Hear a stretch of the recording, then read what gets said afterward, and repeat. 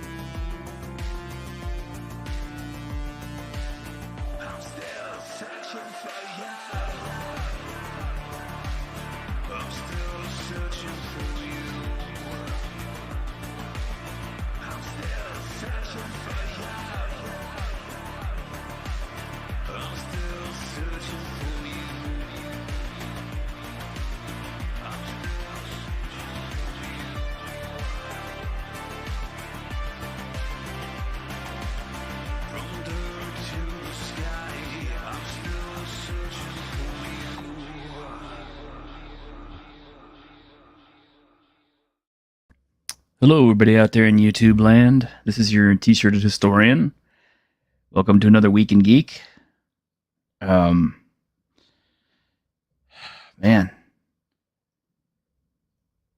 I guess it's kind of hard to not talk about Akira Toriyama's death.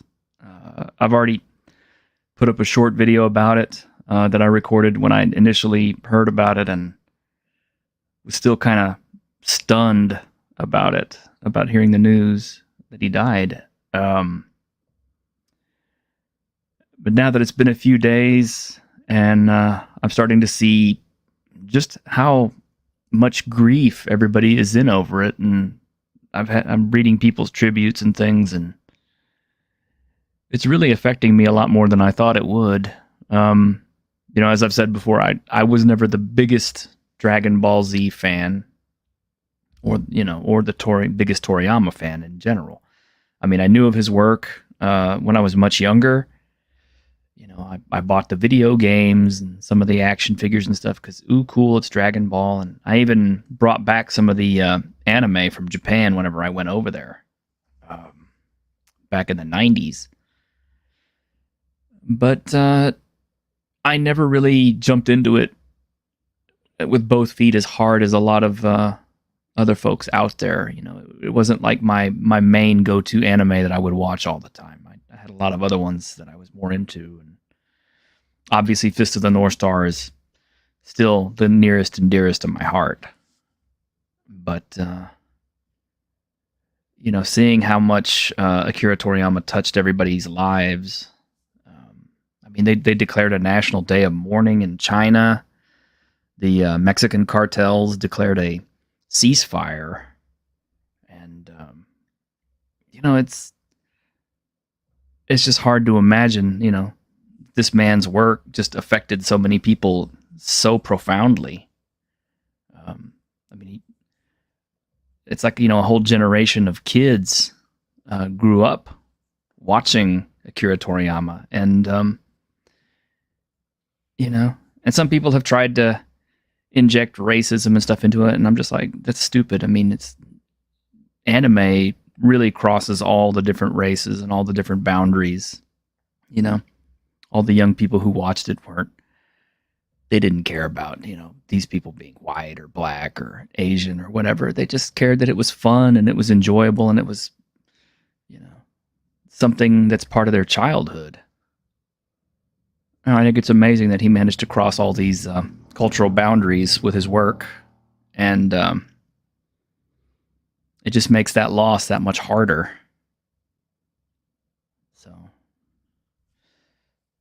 I'm still kind of at a loss for words. It's just staggering how much of an effect he had on people. A lot of people, myself included, would have obviously say that Osamu Tezuka is the godfather of anime and manga. But that was maybe the first generation of anime and manga. I think for a lot of the current day animators and stuff, it's definitely Toriyama who was their godfather.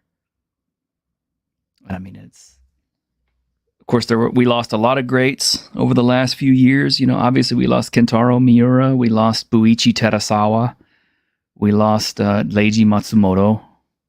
I myself am probably going to really be in a bad place when Buronson and Tetsuo Hara pass away. Buronson's quite old, and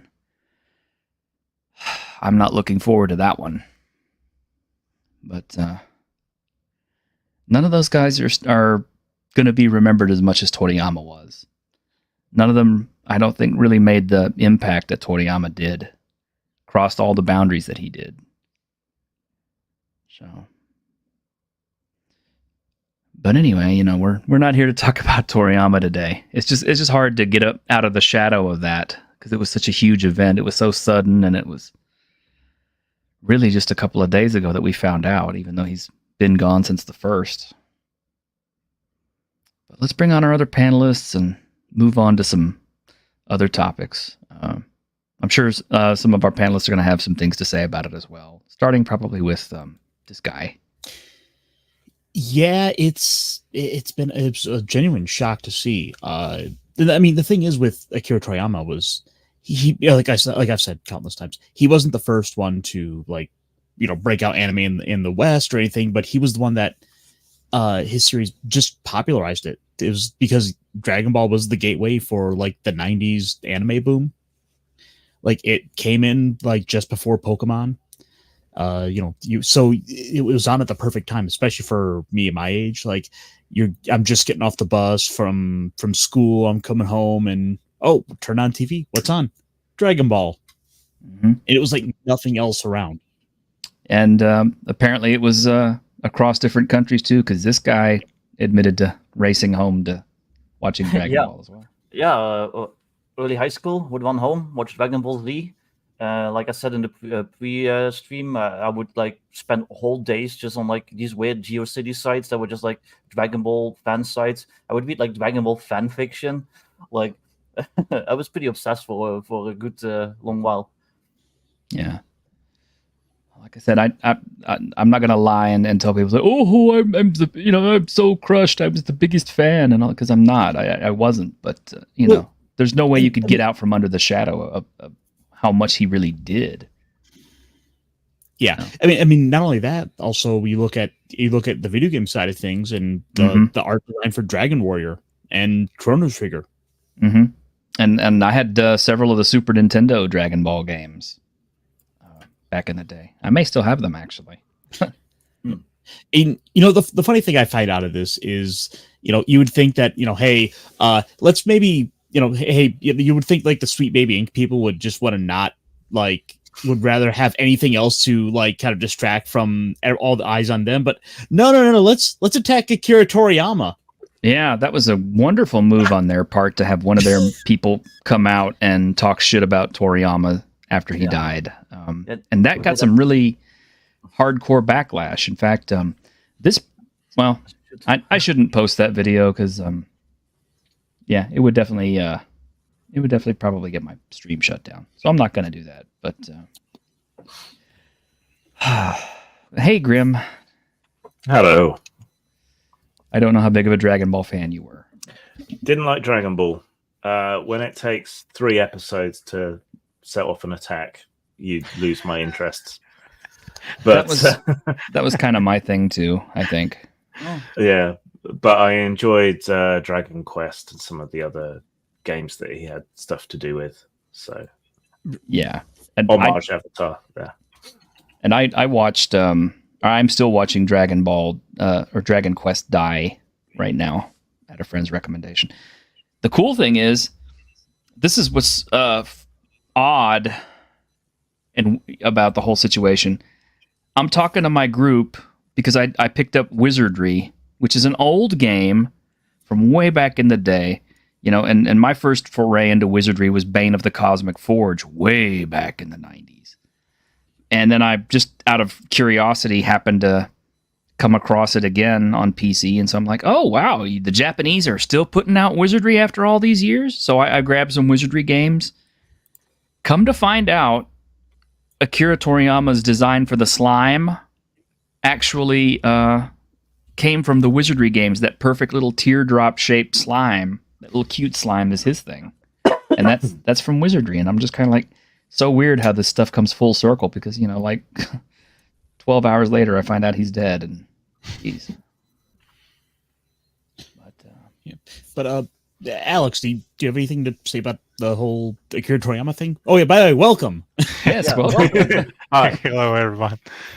Yeah, I was also pretty much shocked because he was a complete idol for me when I was growing up. I was a huge Dragon Ball fan. I still am actually. I read all the mangas. I was still watching all the. I love Dragon Ball Super, the latest series. Some people don't like it. I think is great. The two last films that OVAs or whatever they're called, OVAs, or whatever they call them now. I think they're excellent. I don't know. I always loved all Dragon Ball stuff, so it was a huge shock for me. Definitely, I wouldn't be the creator I am nowadays without his influence, for sure. Have you had a chance to check out Sandland? And I seen a few videos, but Well- no, I didn't. It's just these days I don't really play much, so Well, I don't even think it's uh, on. Is it going to be released on PC, or is it just? So Sandland, for anyone who's unaware, was a work Akira Toriyama had done just after around the year 2000. So shortly after Dragon Ball had wrapped up, and it's only about the manga itself is only about 14 chapters or one volume. So Sorry, it's I thought you meant the video game. the well, one and that yeah, was they have a recently video game released. coming out based on it. Yeah. So I was wondering if you had looked Oh. at any of his other work, like Doctor Slump or Yeah, that. I checked Doctor Slump. It didn't really click with me. So yeah, I just did. I found the main character a bit obnoxious, so I just couldn't. this is So yeah, it was for me just Dragon Ball. Sorry for interrupting. no, it's okay. This is kind of ironic. I think it was like Wednesday. I'm talking to our other panelist, Squeak a Mouse, privately, just between us, and she mentions that she still has all her Dr. Slump comics, and then it's like, bam, the next day, Akira Toriyama dead, and it's just like, fuck. It's just like the universe got involved with this week for some reason, and I don't know, man. So I'm rarely surprised that people die. I mean, that's life.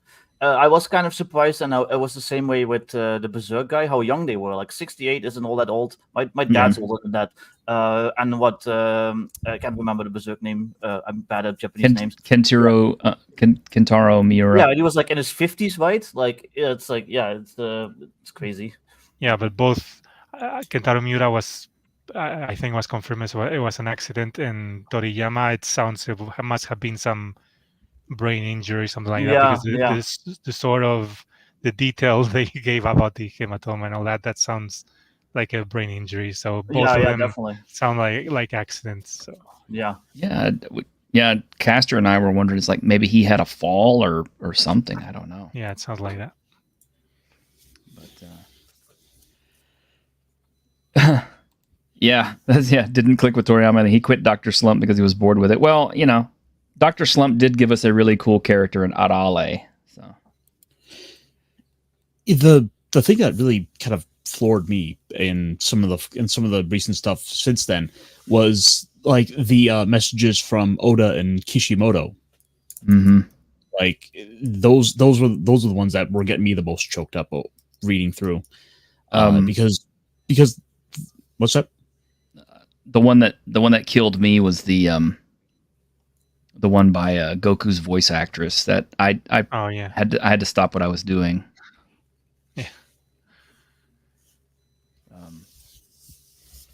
It was, and yeah, it's one of those deaths. It's like you realize like it's gonna happen for everyone eventually, but it doesn't. They all sort of stop you in your tracks.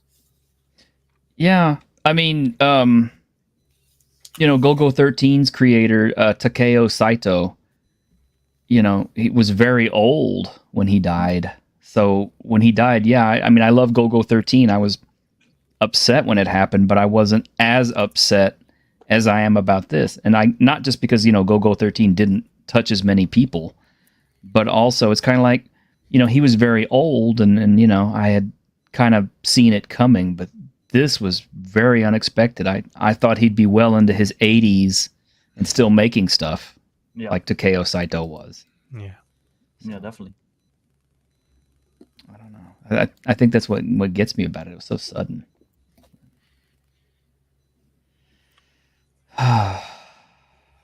Well, on to something a little happier, I hope. Hungar the Starvarian, thank you very much, sir. Good to see you.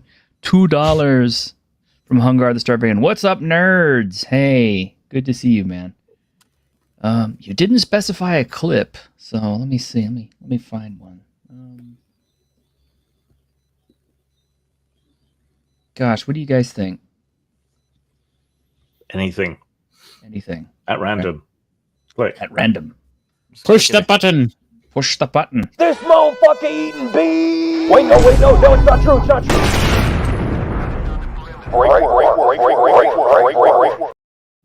Okay. There you go. Fair Hey, enough. it was different. It was funny. Ooh, speaking of funny, What you got? Oh, Street Fighter no. Street Fighter Sweet Baby Inc. was involved. God. Yeah, that's true. Pork fighter. Jesus.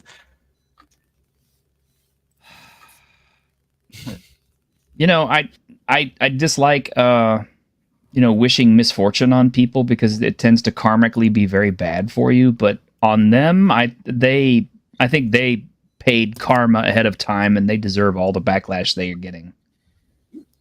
So I'd hate to see their version of E-Honda. Well, yeah. What's getting lost in all the culture war stuff is that they started it. They started it by like targeting somebody to like get their Steam account taken down because they didn't like their curator list. And then people are trying to make it about like, anti-woke culture war, and it's like, no, well, that's not the source of it. The source is that they went after somebody when they shouldn't have, and I don't know. Yeah, well, it's like I've said before. I almost have to put on the tinfoil hat because it's so crazy how it all just goes all the way back to Anita Sarkeesian and Gamergate. And yeah, Silver String Media's been mentioned, and they were neck deep in shit going back to Gamergate times. So, Jesus Christ. And I'm sure you're having fun with all this too, Grim, because this is probably just dredging up all kinds of wonderful memories for you. Yeah, I'm trying to stay out of it, but I find myself wanting to comment, wanting to make little comedy videos and things about it. So, oh, speaking of comedy videos, yes, I wanted to tell you guys. First off, yes, we finally broke 900 subscribers, so we're 99 people away from getting to 1,000. Oh my God, the end of the tunnel is in sight. And we did actually get sponsorship. We have sponsorship for this channel now. Let me go ahead and post up their video right here, guys. As soon as it loads. There we go. Here we go. This is our sponsor for our channel now. Have you or your company crippled yourselves chasing DEI grants? Have you pissed off your core audience chasing another audience that may not even exist? Have you hired consultants to make your media anti-racist only to discover that they're mirror universe Klansmen and now it's much more racist than it ever was? You're not alone. Here at Umami Adult, we have solutions to all of your problems. Reconnecting with your audience, selling products to consumers rather than nonsense to loan providers, consistent anti-racism without hypocrisy, how to do politics as subtext and allegory rather than beating people over the head with it, artistic integrity, and much more. Unfuck what you paid someone else to fuck up for a fee that's, relatively speaking, fuck all. Hire Umami Adult today, and remember, you're selling products to an audience, not unicorn farts to sinister asset managers. There you go. Yes, Umami yes, we're, Adult is pretty funny.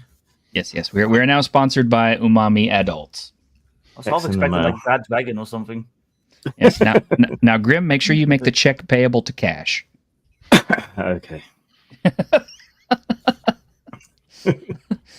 Oh gosh. Oh, okay. Hungar the Starbarian for another $2 with the mixture of people. Oh, you want the long one? Okay. Yeah, I love that one anyway. Alex, you probably haven't seen this one, so I hope you enjoy it as much as we do because this is one of my favorites, and this is a lot of people's favorites, actually. I think. The world of The Witcher, Blood Origin, is a medieval realm divided into 3 kingdoms that have been at war for 1,000 years. Want to explore the exotic serpent clan who serve the southern kingdom of Darwin? Well, be introduced to a mix of Caucasian, Black, Asian, and Latino people you would find in relative proportion in metropolitan Los Angeles. What about the Raven clan that defends the northern kingdom of Prussia, a place where the inhabitants are the same mix of Caucasian, Black, Asian, and Latino in relative proportion to metropolitan Los Angeles? Finally, take a journey to the mysterious far-off kingdom of Zintrea, where the folk are the same mix of Caucasian, Black, Asian, and Latino in relative proportion to metropolitan Los Angeles. But don't fear, if you still have a yearning for exotic medieval fantasy, then embark on a journey of escapist epic adventure in Willow, set in the ancient kingdom of Ter Azlin, where the folk are the same mix of Caucasian, Black, Asian, and Latino in relative proportion to metropolitan Los Angeles. And from there, be swept away in the grand fantasy spectacle of The Lord of the Rings of Power, where the insular island society of Numenor is made up of a mix of Caucasian, Black, Asian, and Latino people in relative proportion to metropolitan Los Angeles.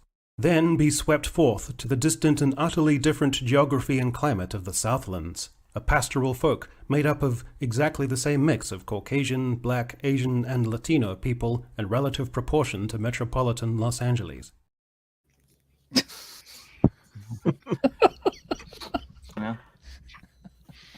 I mean, Yeah. I mean, what can you say? I mean, it's. I think it's funny because like several of us on this panel are left or left leaning, but I mean, I think even those of us on the left would be like, yeah, too much is too much. A little Yeah. too on the nose. Yeah. It's weird how the pursuit of diversity leads to an immense lack of diversity, which I think is what that clip illustrates incredibly Mhm. well. Yeah. Well, I mean, if it doesn't make any sense, it doesn't make any sense. I mean, geographically, climately, whatever else you want to say. Not to mention, the whole there's magic in the world, so that kind of messes with the natural order of shit too. So, but what can I say? You can't be racist to white people. I've got my race card. I'm okay. Yeah, me too. I'm good. Luckily, I'm not white, so. Yeah, you're our token black person today, Victor. Yeah. According to Left Eye Ego, yes, and Abomination AJ. And oh god, our other guy too. I'm so sorry, man. It's like my brain is just so fried today. I think I need more caffeine. But Alex, I was going to ask you about some cultural stuff before we jump into your Kickstarter stuff. Sure. I'm Latino and Hispanic, but most of my people are from Mexico, which is south of where I live, but my extended family came from Spain, from Andalusia. Mhm. So I'm kind of curious. It's like, do you guys enjoy spicy food as much as we do over in like Mexico and stuff? Or No, not really. No. No. you have some spicy dishes, but it's quite rare, so definitely not. No. okay, so that We are must still be- Europeans in that sense. Europeans, we like food. So the stuff we eat in the Southwest is probably like too much for you guys, too picoso. See, I actually, Most I'm likely. looking to go add a little variety to my cooking routine. So I picked up a cookbook. Oh, look Nice. at you with the Final Fantasy. Is that why you want me to do the Street Fighter one? What a nerd. Yeah, I'm like, come on, T-shirt. Like, come on, you should totally get that. That's up your alley. It kind of is, actually. The more I look at it, the more I start thinking about it. But then my wallet says, Well, see, I went and picked this up on eBay, and they didn't tell me in the listing that like part of the spine is damaged. "Ooh, did you get it cheap at least?" I saved like $5. Oh, Not wasn't worth it. Sorry. Not great. I don't No, remember but- food being a huge part of Final Fantasy. Is it just like 100 recipes for Geisel greens or what? Well, the thing is, like with 14, like you have a whole cooking class, so food has become a fairly important part of it, and the recipes in here look really good. They have like chocobo wings in there. Here, let me. Roast Moogle. Roast Moogle. And the neat thing with it is it's got all these little like lore bits and kind of little stuff to get into the world. Like you have a character who's going through and trying out all the recipes. You get to see all the different foods. That actually looks amazing. On the spit. With an apple in his mouth. And they got like little Final Fantasy job stones. So they took their time to really build this out. I think it's actually the same author who did the Street Fighter one too. Yeah, it's the company. It's the company that just does all of these. Plus, like little nods, like the little item you would see in game. So this is a book full of recipes from the game that we're just like making recreations of. You know, this makes me want to run the food based game even more now. Well, don't worry. We'll have some nice mole loaf while we play. Perhaps it's mole loaf. You know, like That's an idea. Truffle myconids. there you go. But yeah, this is just a fun little book I picked up for like $15-$20. Do they have a recipe for oiled viewer?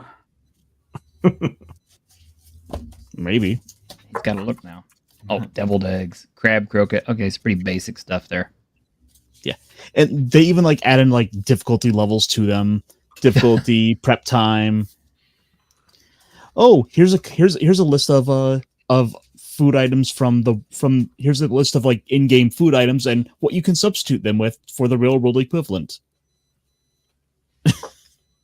Well, I would hope so. I mean, you know, it's going to be hard to find Moogles and stuff to The eat. bobbles are extra delicious. Never eat a Moogle pie. No matter how sexy the Moogle is. Yeah. Yes. I just got this in the mail today, so I happen to have it right here. I've seen my share of sexy Moogles back in my old role-playing days, and people would approach you as one, and it's like, no, thank you. Ooh. Well, What a Koopo my Koopo. Yeah. it's time to dig Ooh, out kinks and cantrips. Mhm. Seriously, Graham, I feel bad that we never jumped on that. We really need to remedy that someday and just, you know, just go balls deep on a nice hardcore supplement. Yes. But Looked up sexy Moogle, was not disappointed. Why you do that to yourself? Curiosity. Now he's just discovering a new fetish. He's like, God damn it. Show me what you can do with that pom pom. yeah, that's the horrible thing is, you know, you look up something for fun and then you find out, oh, this now I'm aroused. I don't know what to do. Summon you with my Moogle flute. Grim should make a gore cookbook. Do they even describe food in gore? I mean, To an extent, but it's all fairly simple fare for the most part. yeah, So it seemed to me like it was all just, editing. yeah, You don't really have time for eating when you're whipping women. yeah. Yeah. No time for whipping cream. Cooking is women's work anyway, right? Is that her In name? gore. Pretty much. Cream would be a good name. Yeah. Oh my gosh. Well, anyway, we invited Alex on for another session because he's got another Kickstarter in the works because this man never stops working. Yeah. I mean, every time a new book comes out, he's got another one already just like right there waiting in the wings. It's just like a machine gun or something. He's almost as bad as Victor with this. That's just or actually, I don't know. Maybe you two guys should like start racing just to see how many books you can get out per year. I think the Red Room probably has us both beat. So, Yeah. let's be honest. But they have multiple writers. Yeah. And And yet you'll both somehow lose the Brandon Sanderson. Yeah. Definitely. No, the most productive person I know is in the scene is definitely Alan Barr, which is just. I mean, for each game he publishes, he has 10 he doesn't publish. He writes like micro games like that, and I'm talking about 30, 40 pages micro games daily, just as a warm up. So he Jeez. has tons and tons and tons of materials. Yeah. Yeah. So you can't compete with certain people Yeah, I when know it comes exactly. to productivity. But, well, Hey, Disney, it's good to see you. Well, what's your latest one? sorry, you're asking me? I see. Yeah. What's your latest work that you're working on, or that you've got?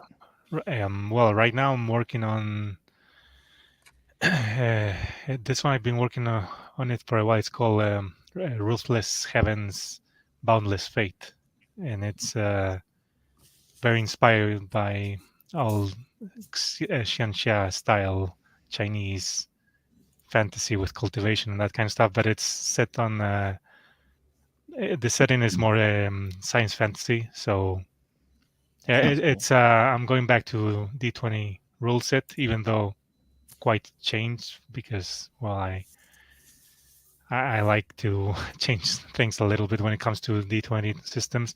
Even though this is the first time I'm using a class based system, although the classes work more like a starting point and they don't really constrain you into a specific gameplay, even though they facilitate certain styles of gameplay. But yeah, I think this is going to be pretty cool. It has a lot of skills to learn. The whole point, in that sense, is a bit similar to the one I'm kickstarting right now, to Path of the Aramthir. It's it's what they call progression fantasy, which is, funnily enough, something that I think Akira Toriyama started with Dragon Ball. I dare to say he was the. I can't think. I was thinking the other day if I can think of any other progression fantasy universe or IP, whatever you want to call it. And I'm pretty sure Dragon Ball was the first one. So it's directly connected to Dragon Ball, coincidentally. So yeah. So you mean how like in Dragon Ball they spend all this time like training and like powering up, and then they hit like a new level and they break a new limit, and okay, so that's the whole thing. It's the goal of the game is to become more powerful, basically. Yeah. Which has been because of Dragon Ball. It's the reason I play role playing games actually, and it's a kind of fantasy I like, the one for where you're constantly improving and pushing yourself. And well, and I like to think that's how I try to live also when it comes to everything. So yeah, it really all comes down to, it comes back to Dragon Ball. Like I said, it's been a huge influence for me always. Yeah. Well, I like the idea that this is that it's got so much progression and so many paths and things like that, because it makes it. I mean, let's face it, it's a martial arts game. And I love martial arts, so this is cool as hell. Path of the Aramthir is a bit more classic approach when it comes to the core rules to D20 systems. Actually, I wrote Path of the Aramthir right after I finished Sacrifice, so it's essentially the same rule set. It's just that it also it's not it's a classless system, and instead of classes, you pick your path. Which are, it's a set of techniques which in the game are called Weshan. There are techniques which it can be a path dedicated to like blood powers, another to air, another to water. So there are, I think there were 10 starting paths. But the cool thing is that you're not close to the kind of techniques you can learn in your path, because you can go. And the whole thing, the fun thing about the game is going out into the world, exploring and defeating other opponents, and you can actually steal their techniques and incorporate them into your own path. So in that sense, it's a little bit like, it has a bit of Pokemon touch. That's a bit of Fist of the North Star too. Yeah, so you go around fighting opponents and stealing their techniques, and Nice. you can even, since everything is randomly generated, if you find a spot with enemies, because the whole thing is exploring a gigantic continent, is hex based exploration. You can randomly find a hotspot of enemies which maybe have one technique which you're very interested in, and you can go there and farm those enemies until you get that technique, for example. So I try to incorporate that kind of grindy game I like style, Yeah. if you want. Yeah, very video gamey, but I like those different touches because the I game do is too. it's I wrote it to be played ideally one-on-one, so it's one GM and one player. Although you can play it completely solo, it has all the solo rules I generally implement, and you can play with a regular party. But yeah, it plays very well one-on-one because then it's you against the world and you exploring an unknown world with the GM telling you what you find. So I think it works. And it's $30 for the hardcover and PDF. Man, that's really good. I mean, is it it's A5? Yeah, basically, I think it's 6.9 or something, or it's no, actually it's 5.5 times 8.5. Yeah, that's the exact measurements. Wow. So a See, tiny little bit smaller than A5, but yeah. I like that though. I'm getting to where, you know, shelf space is premium, and the smaller books I'm actually starting to love a lot more than the big ones. So that the Yeah, price point is really good. You're not alone there, actually, because I was surprised. I made a poll a while back, and it was the vast majority of people also prefer smaller formats, which surprised me because I personally prefer larger ones, I think. But well, ultimately, I don't really care. But I really thought people would prefer larger formats because when you go to the big publishers, they all publish in A4 format, a letter format. But then you see all the indie ones, and they always publish small. So yeah, apparently that the one size you mentioned is called half letter. So okay, yeah, half letter, yeah. It's nice, got some handy size for throwing at players. Yeah, That's what I like about it. Throw like shurikens. Yeah. Blow this up a little bit. Yeah, I like the layout too. Yeah. Yeah, it's simple, but I think it works. The setting, though, it's not Chinese or anything like that at all. It's more like kind of Iron Age, Celtic, a little bit of Viking influence. Yeah, I mean, you have druids and things like that, so I made a little bit of a weird mix there. That's still cool, though. It's always more interesting. Yeah, I think it's more original like this. A little bit of a God of War vibe, maybe. Yeah, Grim, you got to buy this one so we can play it.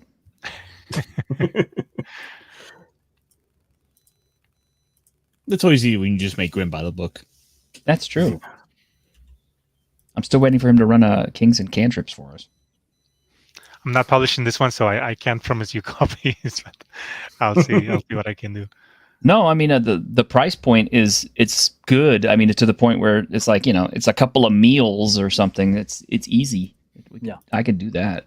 Yeah, no, and it's going to be a good quality book because it's Gallant Knight publishing it, so I know it's a good quality. And it's offset printing. This is not print on demand or anything. So yeah, it's going to be cool.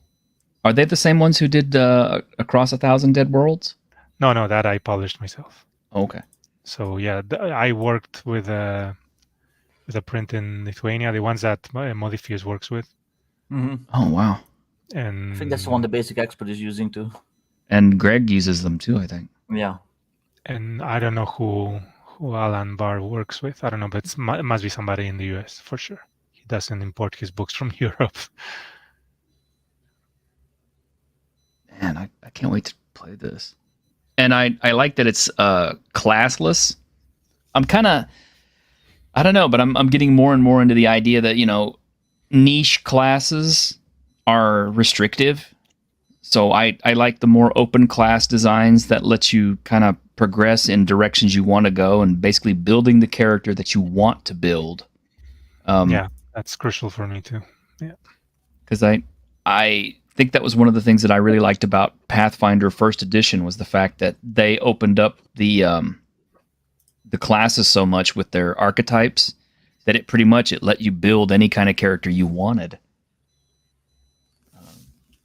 But I like where we've advanced to at this point.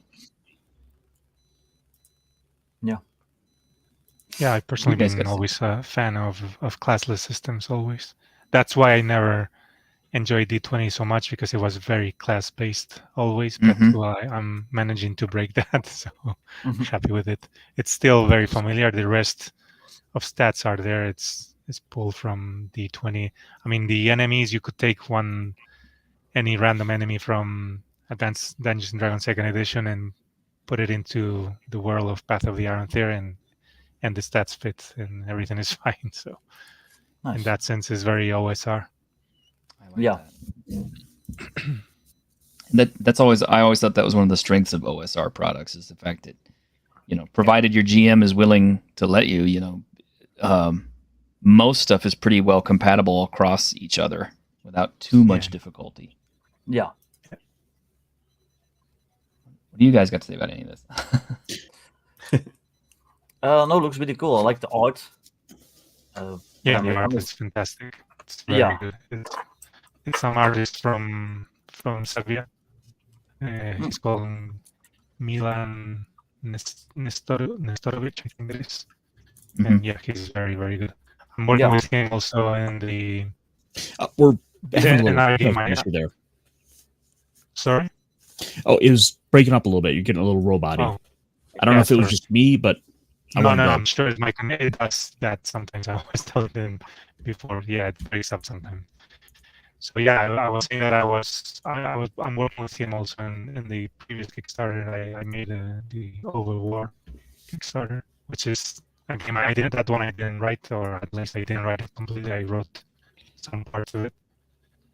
And yes, he's a fantastic artist. So I intend to work with him in the future again. He's very talented. Yeah.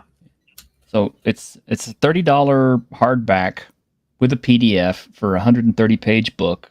Man, that's great. That is like almost old TSR price point, and it's the smaller A5 format, so you're going to be able to find a spot for it on your shelf without too much difficulty. I mean, there's no reason not to buy this. So let me get signed into Kickstarter so I can pledge. I think it's cool game, but I might say so myself. I think it can bring some fresh ideas, and yeah, it's fun. Mm-hmm.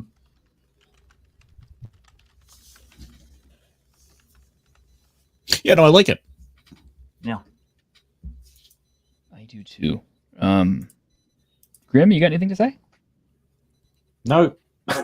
He's too busy you playing Alex in the Crystals and the Dwells. Audio drama he's making, which I'm fucking loving. It's so good. It's very, very fun. Yeah, I wasn't prepared to discuss it, so I have nothing to say, nothing to contribute. Well, there you go, Alex. You got me. I'm a backer now too. I put my Nice. $40 in. I really, really appreciate it. Thanks. You're welcome.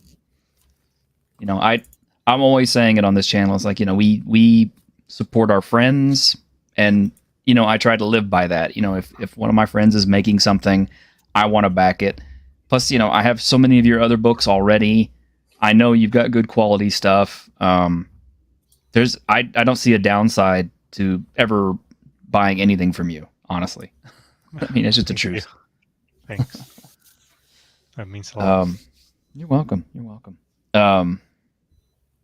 I think this is going to be awesome. Just because I like the martial arts style setting for this, and the picking of. Well, I mean, okay. One of the things I can see that makes this really cool is you could use this as a replacement for your fighter types, your fighting man type. Yeah. And you could comparably build something for a fighting type that is equal to a caster class, which I've always said the caster classes were way overpowered in all OSR and all D&D and everything else, because they kind of are. Yeah, definitely. But if I don't know if it will be a good fit though, because essentially all characters in Path of the Iron they are basically mages.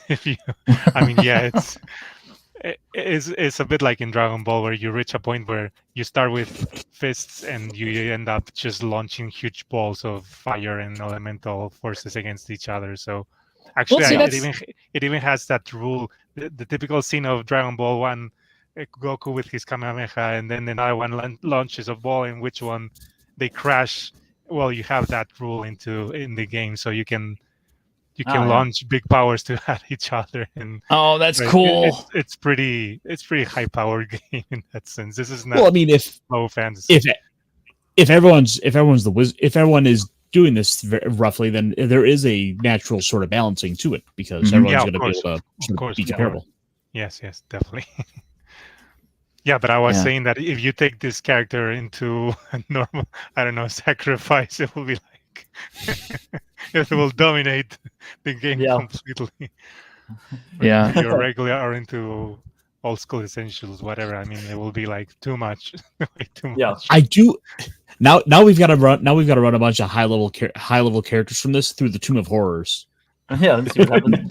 That's always kind of my acid test. It's kind of like, these characters are powerful, but can they survive the Tomb of Horrors? And that's my dream one of these days, is to take a bunch of Godbound characters and put them through the Tomb of Horrors and just watch them destroy it. Yeah, that will be short. Yeah. It's like, we turned it into a parking lot after a couple of hours. We got tired of messing with all the traps and shit. But yeah, I think that's cool. And Alex, I don't know if you know, but Grim has been doing Across 1,000 Dead Worlds playthroughs. Yeah, of course. That's why I said I love the couple of videos he put out. Very, very fun. Yeah, hope I'm doing it justice. No, you're doing an absolutely amazing job, and your voice is so good for that. It's perfect, man. It's really good. You should do more of those. Yeah, I agree. It'll be a regular thing, not with Across 1,000. I mean, in general, do more audio dramas. It's very good. I've done a few story readings and things before, but I think this is a way I can get some use out of single player games. So I'll probably do some more. Well, L, the only problem is first level characters can't necessarily make all the saving throws involved, and they don't necessarily have access to all the powers and stuff that they might need to survive it. So I don't know. Well, I mean, you're probably not wrong. Yeah, I can't say you're entirely wrong, but there's there are things in that module that really don't make any sense, especially with placement. Use it as a DCC funnel, but let every player play a whole party of adventurers. Yeah, that's an idea. And speaking of that, I'm not trying to steal your thunder on anything, but there is another Kickstarter product from another company that I really like, that I backed. They've only got 28 days to go as well. Well, actually, yours has a lot less time to go. So if you guys need to back it, you need to back it now while you have a chance. But you still got some time on this next one. That's Tales of Argosa, which is by our friends over at Pickpocket Press. Oh shit! Over in Australia. Live. How the hell I didn't get notified? Oh yeah, you play it too? Yeah, there you go. Well, I'm glad I let you know about it. Yeah. I don't know how did I miss this? I mean, I have all the low fantasy. I have them all. I love the system, and I was looking at watching some videos about this new iteration, and looks amazing. So I really wanted to. Shit. Okay. Thanks for letting me know. Yeah, I'm glad I said something. Yeah. Yeah. Pickpocket Press has got good stuff, and they're like really nice. We're mutuals on Twitter, and they've always been really cool to me. So yeah. Yeah, they're really good folks. I like them. They've always been really supportive of me, and I've always been supportive of them. So I had to support them on this, and I think this is pretty cool. 'Cause you got dice, you got decks. I'm pissed off now.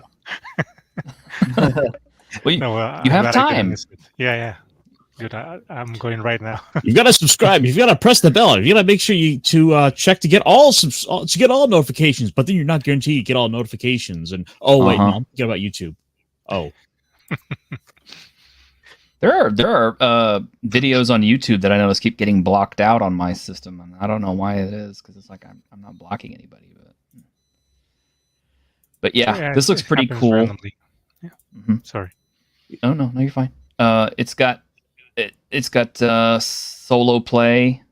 I mean, it has a play test that you can check out up on DTRPG. There's no reason why you shouldn't check it out just for yourself and see if it's something you want to back. I would recommend it just because I like what they do. Mm-hmm. But yeah, getting the base game, which is most of what this is about, is their first step. But their second step is to do monthly adventures, which I think is pretty cool. So, what's so with the them doing novelty dice? You know my opinion on novelty dice. What's the dealio? I don't know. I don't think you have to have those, to be quite honest. I think that is just a. I don't know. We can check out the little video for it. They look like story dice. Yeah. Let me hop over real quick and download it real quick. We can check it out on channel. Not a very big video. While we're getting that ready, Victor, can you pull your campaign up? Yes. Yeah, sure. I'll Want to make sure that okay.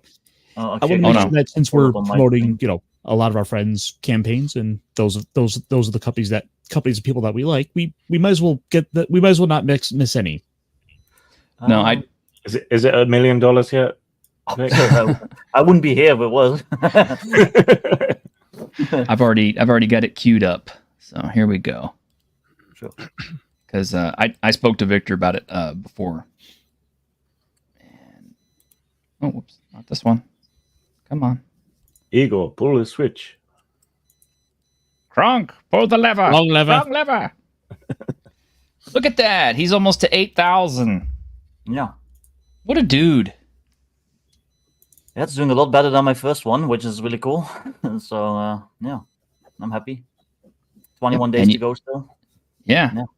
Oh, I don't know if you'll make $1 million by the time your time's up, but no. I think you're going to break 10,000. Yeah, Yeah. for sure. Yeah. Yeah. It definitely needs to be over 9,000. According to Blackoath, the projection is about like 13,000 euros, which would be insane. So we'll see. But yeah. And I like that your cutting edge and single action rules have already been funded. So I'm looking forward to those a lot. Less than 800 euros away from the bunker in the Badlands. So. Oh, So- I saw. Yeah. So with your campaign here, with those other rules, are those going to be in the main book itself, or are those looking to be separate? Okay, so they're going to be separate, but then one of the last stretch goal for 15,000, you never know. I just gambled. That's going to be like an omnibus edition where people can get all the books in like one, basically. And, I'll be honest, even if it doesn't hit 15,000, if it hits like 14,000, if it hits like 13.5, people are probably still going to get it. I'm not going to be like, oh, well, it didn't hit 15,000, so you're not going to get it. I'll be nice, But yeah, so basically, if I reach that, people get the omnibus edition. Otherwise, it's just going to be like separate little books because not everyone likes that stuff like mixed together. They kind of like keeping stuff separate. I've noticed. So, well, me personally, I would like an omnibus version for me to use at the table, and then have the little smaller books to be able to hand out for the players. Yeah. Yeah, exactly.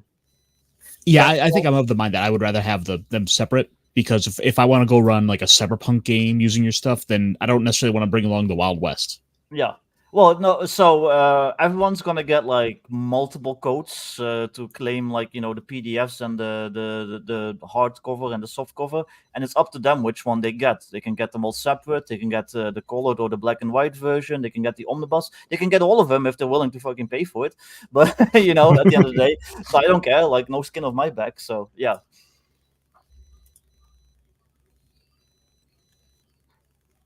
I'm having more art come in. Hopefully, I'll have something to show in like a week or so. Some new art pieces. Hopefully, that will give me like a nice bump. So we'll see.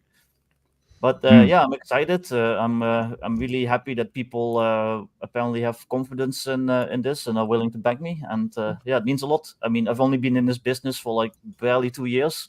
So the fact that I'm already at this stage, like that's just blows my mind. So yeah, thanks everyone who's backed. And yeah.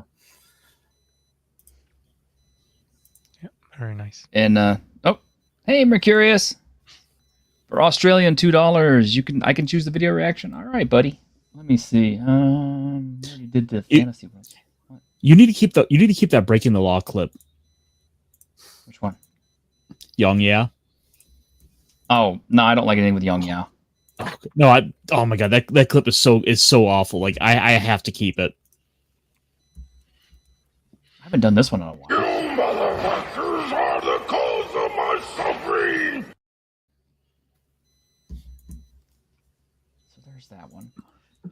I also wanted to remind folks that this came out, and I already showed it off, but it's another one of Alex T's books. And I finally started getting the cards for it, so I can start having fun with it using the card drawing system. But this is another one I'd honestly recommend that Grim do on a Grim stream. Stop making me spend money. It's a solo game. It's a solo game, and if you get the cards to go with it, it's kind of more fun than using the dice for everything. Yeah, but getting the cards from Europe is very fucking expensive because they only print them in the US. So aside from the shipping, you have to pay taxes. So yeah. So it sucks to order cards from Drive-Thru RPG. When you're in Europe, they don't have a printing plant here in Europe. So and the customs and excise. Where's smugglers when you need them? Yeah. And I finally have that dice video, so we could take a look at it for Grim. All right, so just continuing that example of the Scorn. So say the party goes into the ruins, they encounter some Scorn, and we want to use the activity die. Normally we go with the reaction roll and activity die together. So the reaction roll 2d6 like normal, and activity die is this one. So they bump into the Scorn. Let's see what happens. 9, and the spade or the shovel indicates that the Scorn are working in some way. So let's just have a look. Scorn root. So Scorn, what was it? 9 to 10, careful. Okay, so when they encounter them, they're being fairly careful, and they're engaged in some kind of work. So maybe they're, let's just go to the work page. Let's see. Let's see. Working. Plying a trade, making repairs, gathering resources, trade expedition, or performing services. So I think they might be making repairs on their camp, something like that, because we had before that the two tribes were fighting each other. So yeah, let's say they're doing some repairs, and their initial reaction to seeing the players is that they're careful. So there you go. That's how the activity die works. And actually in playtesting, we just used a different colored die. So you roll and see what you get, and I think working was 4, was that what it was? Okay, so they do. But I just found that the icons are just a little bit quicker to so instead of having to look up what is number 4, I mean you probably get used to it anyway, but the dice is just more activity dice, just more obvious. And yeah, so that's how the activity die works. There you go. Good idea as a way of using like story cubes, which are quite fun as like writer's prompts and things. You could do that. Yeah. He sounds like Ray Comfort though. It was distracting me through the whole thing.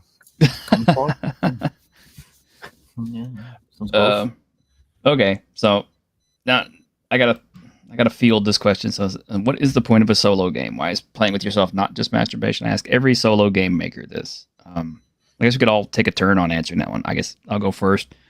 I actually come from kind of a solo gaming background. I'm an only child. I didn't have a lot of friends. The Choose Your Own Adventure books, Endless Quest books, and Fighting Fantasy books were kind of like my first step into the hobby to begin with. So I come from essentially a solo gaming background to begin with. I'm used to it. I'm comfortable with it. But it's also what taught me how to run games, how to tell stories, how to be a better GM. So I'm comfortable with it. And every once in a while, it's fun to go back to your roots. I mean, friends aren't always available. I can't put together a game, when I'm sitting out in my car waiting on something, but I can pull out a game book and play that. If I just don't want to mess with my phone, which too many people do that now anyway. But that's my answer. Alex, what do you think? Yeah, definitely. I think for a lot of people, they're the backbone of the hobby, myself included. Like you said, game books, Lone Wolf, and all that.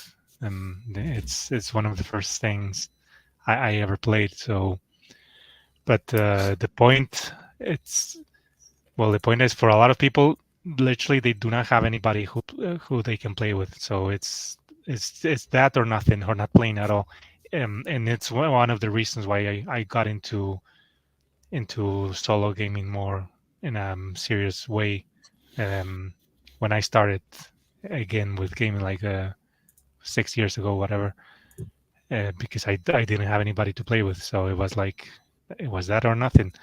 But another reason, even if you have people to play with, your regular party and all that are not always going to be willing to play the same things you want to play. So it's an excellent way of trying games that you will not play otherwise.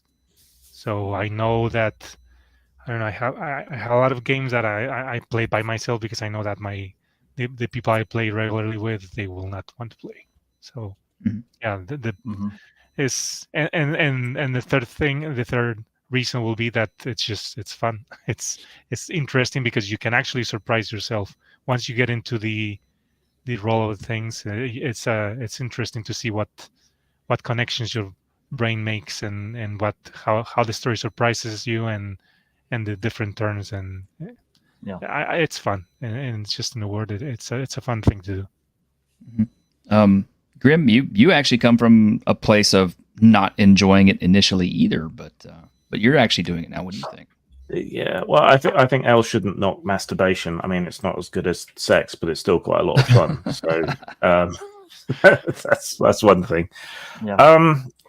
Yeah, I didn't really come at it from liking it or seeing that much of a point to it, and I still probably wouldn't if I wasn't going to do something to present it. But the way I've gone about it, producing content for my channel, is that kind of you get to play the game, you learn the rules of the game. I am always the games master. I like being the games master, and if I take myself out of the player headspace and into the games master headspace while I'm doing the single player, then I find it more enjoyable, because all of the randomization that's pretty much inherent to single player gaming, that stretches those creative muscles that you need as a games master. So I did a video yesterday, I think, on GM advice, and I think solo play is actually a really good way of getting that kind of practice in before you're forced to play with players, because players are constantly throwing random shit at you in the same way the tables do. So yeah, that's where I'm coming at it now, is that I can use it to produce fictive, performative content, and that it's a useful sort of GM training tool, I think. Yeah. Victor?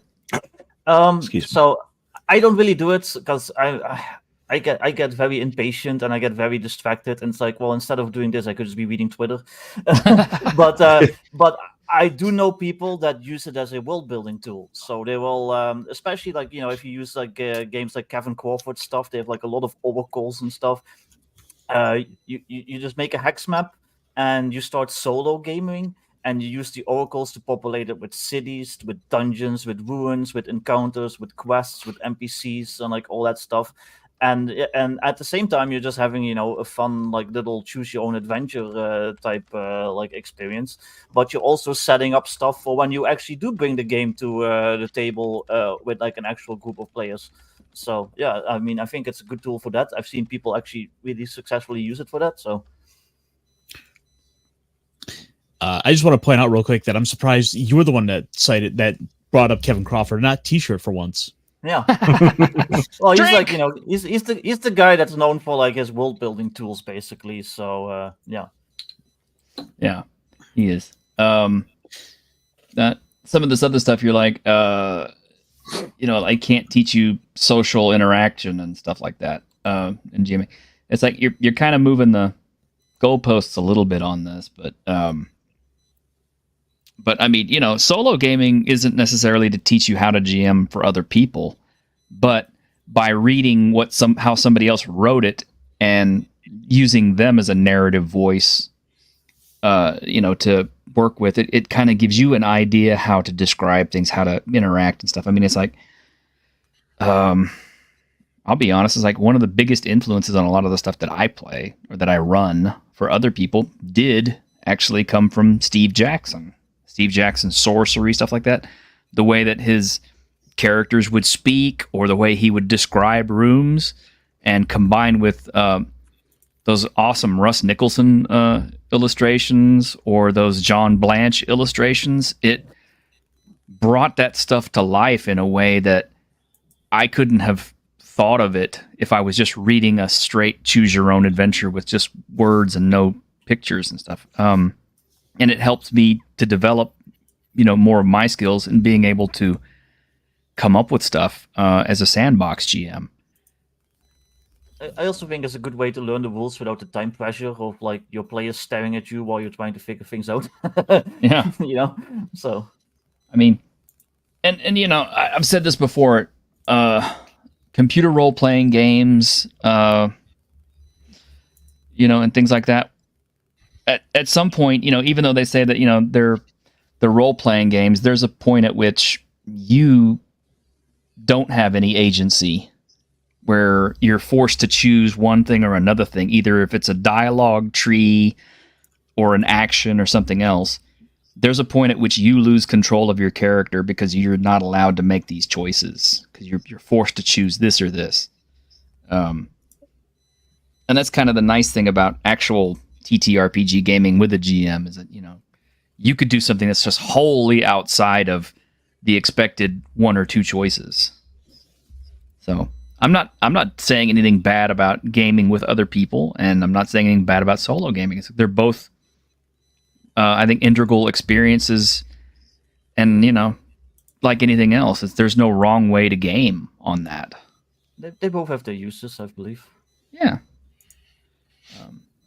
And I mean, like when I play 7 Days to Die, I kind of have my own little narrative going on in my head outside of what the game says. It's like, okay, what's my character doing here?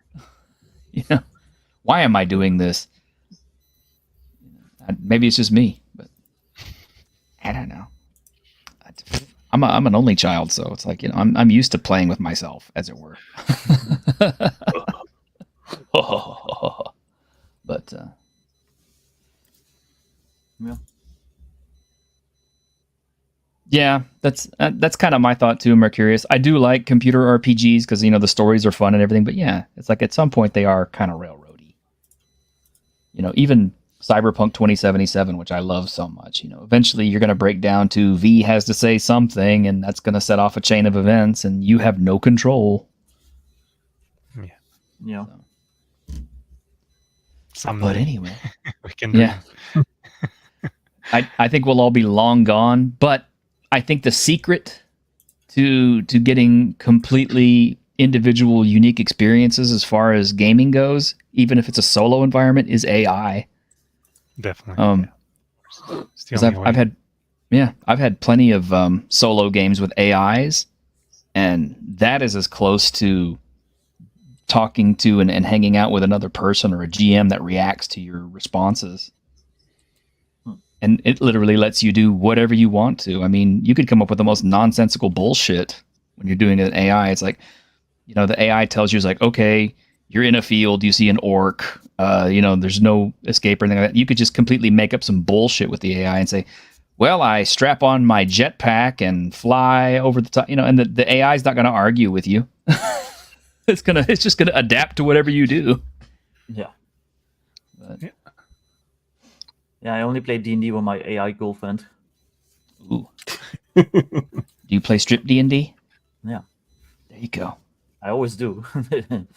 On a critical miss, you must lose an article of clothing. Yeah. Play with the loaded dice. Anyway, well, our hour is up.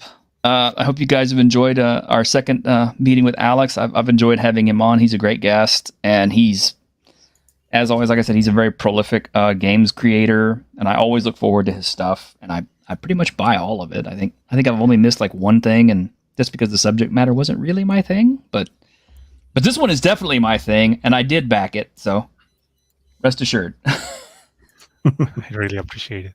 You're welcome. And check out some of the other stuff that we've showed off on the stream. We showed off Tales of Argosia by Pickpocket Press. That one looks to be good. You can check out their preview stuff on Drive-Thru RPG. Don't forget to back Victor's Modern Necessities because he's awesome. He's making some great stuff, as always. And tomorrow? Tomorrow we're gaming, aren't we, Grim? Yes, we're playing Duty and Honor, the Napoleonic RPG. Is it like straight up Napoleonic, or is it like fantasy Napoleon? It's straight up Napoleonic. Oh, interesting. Yes. So you'll be French soldiers during the retreat from Moscow. Nice. Must we? Yes. Yes, you must. Sacre bleu. Oh well. Can't win them all, I guess. Yeah. This is, as you say, the suck. C'est la vie. C'est la vie. C'est la vie, baby. Yep. Well, we're gonna try to shoot for a Tuesday morning stream if Grim is permitting, or we may have to move it to a new day. This Tuesday, yeah, that should be fine. Okay. Yeah. So join us at 9 a.m. Central Standard Time. If you're in Europe, I don't know what that translates to. I guess Grim would. I don't know. I'll figure it out. Hopefully. Check your local time. Your local time permitting. Yes. I'll try to make sure and put it up on YouTube in advance so you guys can see in advance when it's coming. So we won't surprise anybody. But until then, y'all take care. Have another great week in Geek. And we'll see you Tuesday twice. Bye, everyone. Bye. Bye.